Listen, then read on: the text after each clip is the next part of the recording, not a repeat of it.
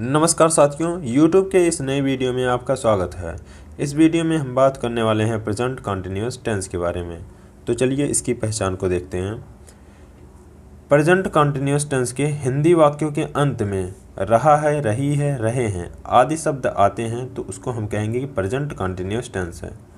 Continue का अर्थ ही होता है जारी रखना, मतलब कि इस टेंस में हमें कार्य के जारी होने के बारे में पता लगेगा तो हम कहेंगे कि वो प्रेजेंट कंटिन्यूअस टेंस है।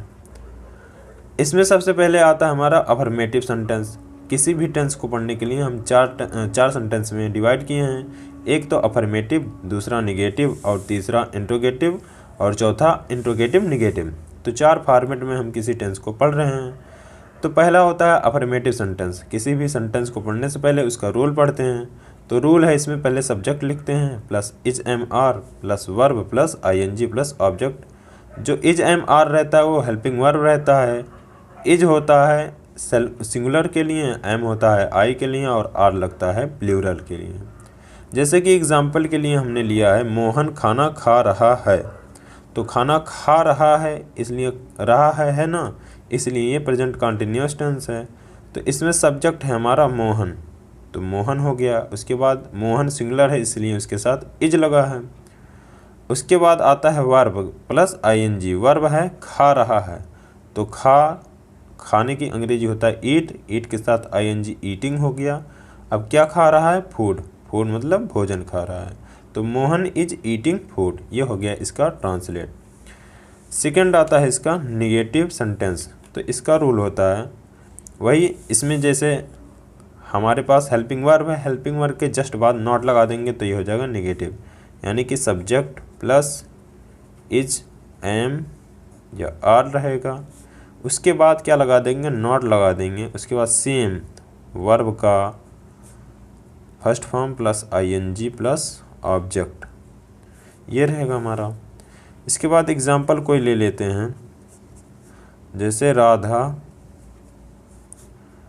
नहीं सो रही है, तो हो जाएगा सब्जेक्ट राधा है तो ये हो जाएगा RADHA राधा। राधा सिंगुलर है इसलिए इज लगेगा, इज अब नहीं है इसलिए नॉट लगेगा, इज नॉट। स्लीप मतलब होता है सोना, तो SLEEP स्लीप, और चूंकि ING लगा है वर्ब के साथ इसलिए स्लीपिंग हो जाएगा। ठीक है, तो राधा इज नॉट स्लीपिंग, ये हो गया इसका निगेटिव सेंटेंस का ट्रांसलेट। थर्ड आता है इंट्रोगेटिव सेंटेंस। हम जानते हैं कि इंट्रोगेटिव सेंटेंस दो प्रकार का होता है, एक यस और नो टाइप होता है, एक WH टाइप होता है। तो सबसे पहले हम पढ़ेंगे यस और नो टाइप। यस और नो टाइप में क्या होता है? हेल्पिंग वर्ब इज, एम या आर, ये क्या आ जाएगा? सबसे पहले लिखा जाएगा। उसके बाद आता है हमारा सब्जेक्ट, उसके बाद हम लिखते हैं वर्ब की फर्स्ट फॉर्म प्लस ING उसके साथ प्लस ऑब्जेक्ट, और आखिरी में लगाएंगे क्वेश्चन मार्क। क्वेश्चन मार्क बहुत ही इम्पोर्टेंट है। इसके बाद हम एग्जाम्पल लिखते हैं, जैसे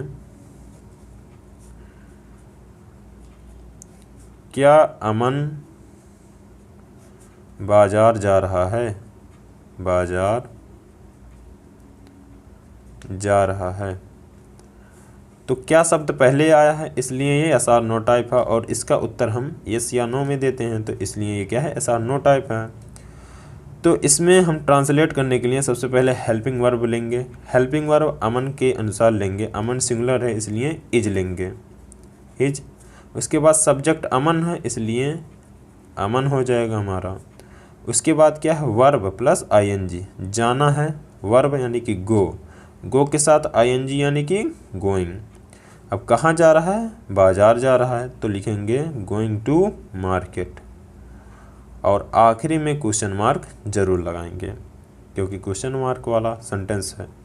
तो is Aman going to market, ये हो गया इसका इंग्लिश में translate.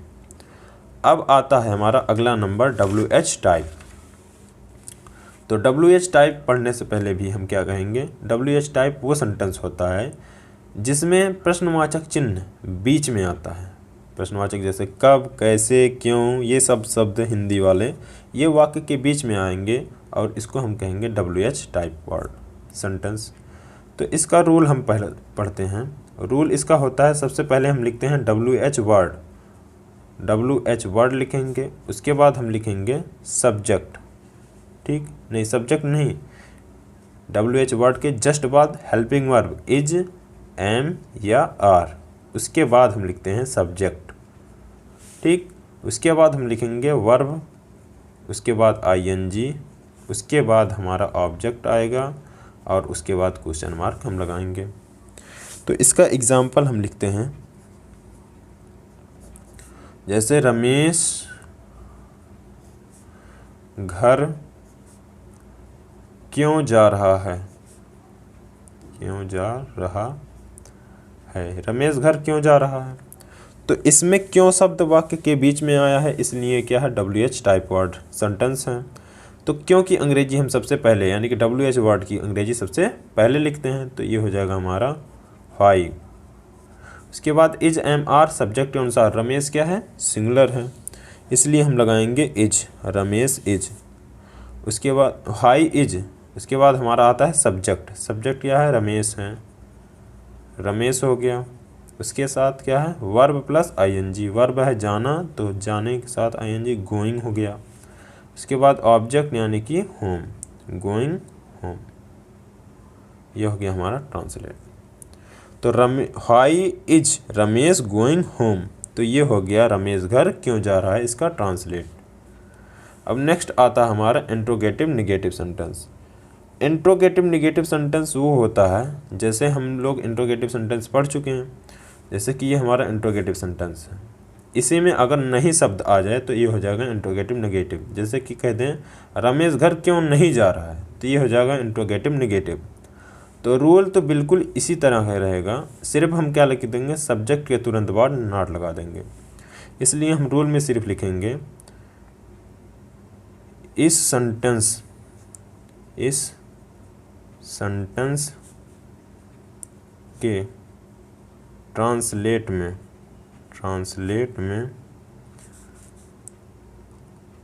Interrogative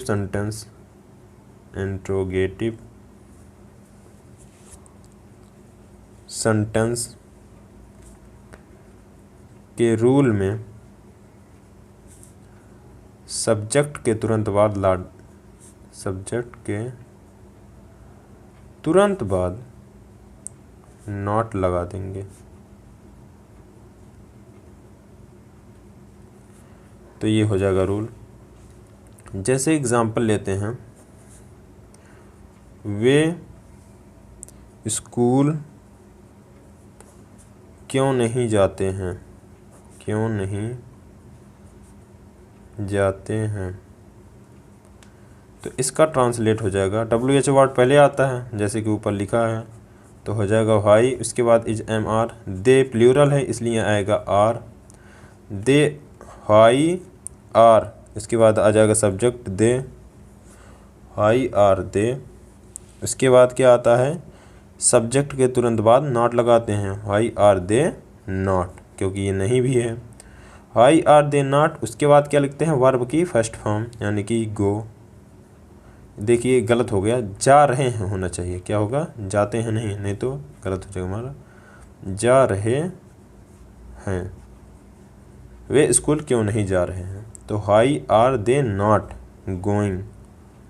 going to school.